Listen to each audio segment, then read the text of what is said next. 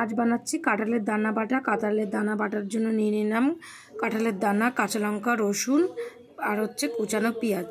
কড়াইতে দিকে তেল বসিয়ে তেলের মধ্যে কালো জিরে, শুকনো লঙ্কা ফোড়ন দিয়ে তেলটা ভালো করে গরম হয়ে গেল। তারপরে কাঁঠালের দানাগুলো আর যা যা কেটে রেখেছিলাম পেঁয়াজ লঙ্কা সব ভালো করে লাল লাল করে ভেজে নেব। হলুদ নুন দিয়ে দিলাম, একটুখানি চিনিও দিয়ে দিলাম, দিয়ে ভালো করে লাল লাল করে ভেজে নেব।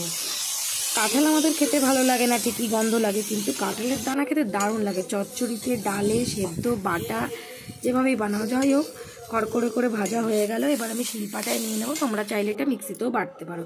অল্প একটু বলে আমি শিলপাটায় বেটে নিলাম। যাই হোক, ভালো করে আমি শিলপাটায় বেটে নিলাম। এইবারে এর মধ্যে দেবো একটু লেবুর রস।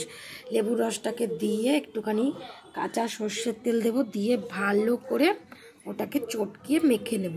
মাখার পরে গরম ভাতে খেয়েছিলাম, খেতে জাস্ট দারুণ লেগেছিল।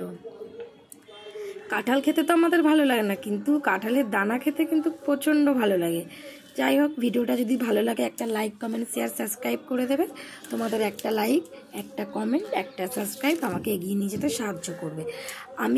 আমার হচ্ছে আর কিছুদিন পর 1K সাবস্ক্রাইবার হয়ে যাবে, মানে 1000।